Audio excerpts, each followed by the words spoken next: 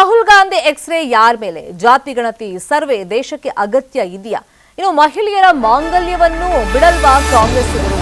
ಈ ವಿಷಯದ ಬಗ್ಗೆನೂ ಕೂಡ ನರೇಂದ್ರ ಮೋದಿ ಅವರು ಮಾತಾಡಿದ್ದಾರೆ.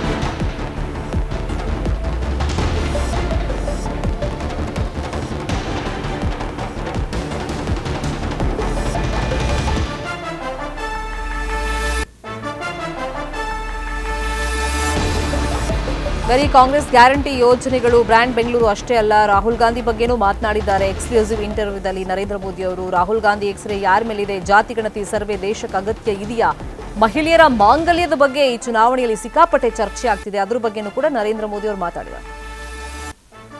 राहुल गांधी ने एक बात और कही है, वो कहते हैं कि जब वो सरकार अगर उनकी आएगी तो वो एक नेशनल एक्सरे कराएंगे. इसी से जुड़ा सवाल है, इसीलिए मैं पूछना चाह रहा हूँ. एक नेशनल एक्सरे कराएंगे. बात सिर्फ कास्ट सेंसस की नहीं है जो कि वो करते आए हैं, उस पर भी मैं आपका मत जानना चाहूँगा, मगर बात वो कहते हैं इससे आगे है. बात कास्ट की नहीं, बात जस्टिस की है. और वो कहते हैं कि हम जो है एक सोशियो इकोनॉमिक सर्वे लाएंगे, एक इंस्टीट्यूशनल सर्वे लाएंगे और उसमें देखेंगे कि किसके पास किस जाति और किस उस वर्ग के पास क्या है, कितना धन है, कितनी इंस्टीट्यूशंस में भागीदारी है, और उसके बेसिस पर हम इस पूरे सिस्टम को रीडिस्ट्रीब्यूट करेंगे. इसको आप कैसे देखते हैं? सबसे पहले तो इस देश में जो लोग अपने आप को राजनीति के एक्सपर्ट मानते हैं,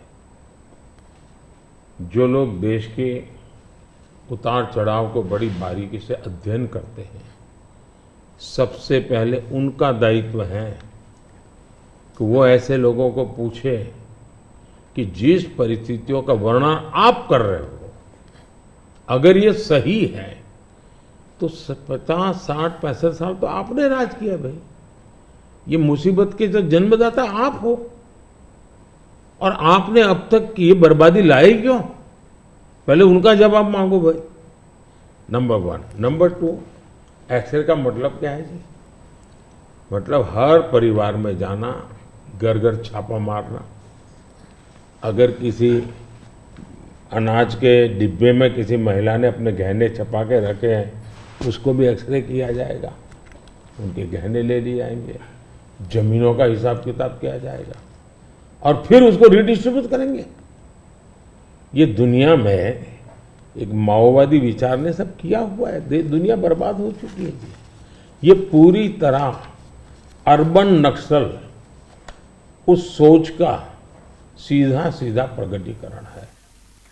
ಇದೇ ವಿಚಾರವಾಗಿ ಇನ್ನಷ್ಟು ಡೀಟೇಲ್ ಆಗಿ ಇನ್ಫಾರ್ಮೇಶನ್ ಕೊಡೋದಕ್ಕೆ ನೇರ ಸಂಪರ್ಕದಲ್ಲಿ ಜಾಯಿನ್ ಆಗಿದ್ದಾರೆ ನಮ್ಮ ಪೊಲಿಟಿಕಲ್ ಬ್ಯೂರೋ ರಿಪೋರ್ಟರ್ ಹೆಬಾಕ ತಿಮ್ಮೇಗೌಡ. ತಿಮ್ಮೇಗೌಡ್ರೆ, ಇವಾಗ ಸರ್ವೆ ಮತ್ತೆ ಜಾತಿ ಗಣತಿ ಅಗತ್ಯ ಇದೆ, ಅದ್ರ ಬಗ್ಗೆ ನರೇಂದ್ರ ಮೋದಿ ಅವರು ಅತಿ ದೊಡ್ಡ ಸಂದರ್ಶನದಲ್ಲಿ ಮಾತನಾಡಿದ್ದಾರೆ. ಮತ್ತೆ ರಾಹುಲ್ ಗಾಂಧಿ ಅವರ ಎಕ್ಸ್ರೇ ಅದ್ರ ಬಗ್ಗೆನೂ ಕೂಡ ಮಾತನಾಡಿದ್ದಾರೆ. ಏನೇನು ಹೇಳಿದ್ದಾರೆ?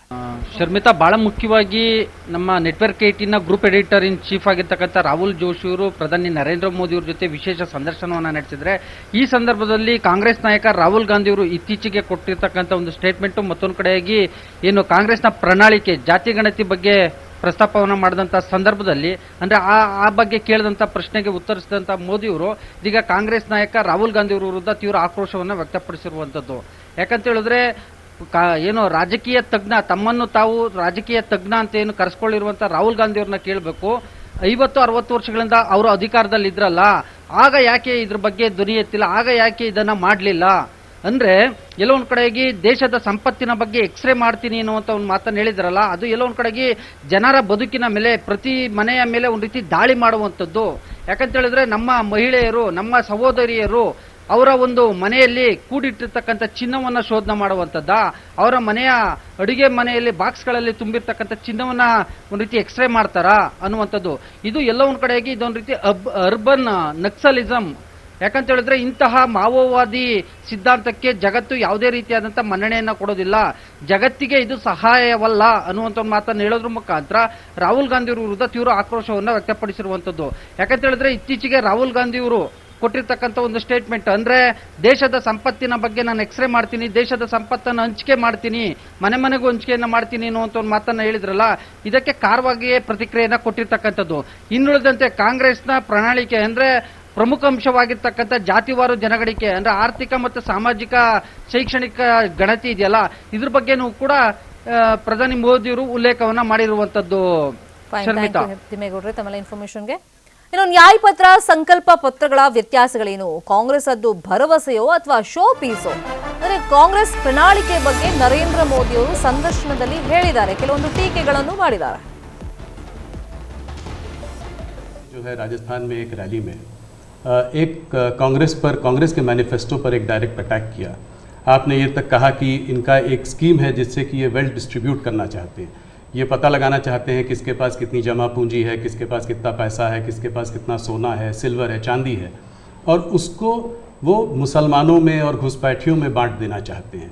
क्या ये थ्रेट इतना रियल है? क्या आपको ऐसा दिखता है? कांग्रेस का जहाँ तक मैनिफेस्टो है, कोई मुझे बताए क्या चुनाव के अंदर पॉलिटिकल पार्टियों के मैनिफेस्टो ये कोई शोपीस के लिए होते हैं क्या? सचमुच में तो मीडिया का काम है कि हर एक पॉलिटिकल पार्टी के मैनिफेस्टो की बारीकी से जांच पड़ताल करे. मैं इंतजार कर रहा था कि मीडिया करे. पहले दिन मैंने एक कमेंट तो कर दिया था जी. मैं कोई आज कर नहीं रहा जी. कि भाई मुझे मैनिफेस्टो देख करके लगता है कि इस पर पूरी तरह मुस्लिम लीग की छाप है. तो मुझे लगा कि मीडिया चौंक जाएगा, जो एनालिसिस करने वाले चौंक जाएंगे, लेकिन पता नहीं अब उनकी व्यस्तता कुछ और है. मैनिफेस्टो में उनकी तरफ से जो परोसा गया उतने ही गुड़ी गुड़ी उछालते रहे. फिर मुझे लगता भी ये तो इकोसिस्टम का बड़ा मिलीभगत लगता है. अब मुझे सच्चाई लेकर जाना पड़ेगा. मैंने काफी 10 दिन इंतजार किया. ಇನ್ನು ಲೋಕ ಅಖಾಡದಲ್ಲಿ ಪಿತ್ರೋಡ ಪಾಲಿಟಿಕ್ಸ್ ಕೂಡ ಜೋರಾಗಿ ಸದ್ದು ಮಾಡ್ತಾ ಇದೆ. ಇದ್ರ ಬಗ್ಗೆನೂ ಕೂಡ ನರೇಂದ್ರ ಮೋದಿ ಅವರು ಮಾತಾಡಿದ್ದಾರೆ. ಪಿತ್ರಾರ್ಜಿತ ಆಸ್ತಿಗೆ ಹಾಗಾದ್ರೆ ಕೈ ಹಾಕ್ತಾ ಕಾಂಗ್ರೆಸ್ನ ಮಾತಿಗೆ ಪ್ರಧಾನಿ ನರೇಂದ್ರ ಮೋದಿ ಏನ್ ಹೇಳಿದ್ದಾರೆ ಅತಿ ದೊಡ್ಡ ಸಂದರ್ಶನದಲ್ಲಿ? सैम पित्रोड़ा जी ने जो है इनहेरिटेंस टैक्स की बात की, जो हम लोगों की जमा पूंजी है, जब हम अपने लोग पूरा बचाते हैं अपने फैमिली के लिए, जब हम उसको अपने आने वाली जनरेशन को देंगे तो उस पर भी टैक्स लगेगा, और ये टैक्स बहुत बड़ा टैक्स हो सकता है.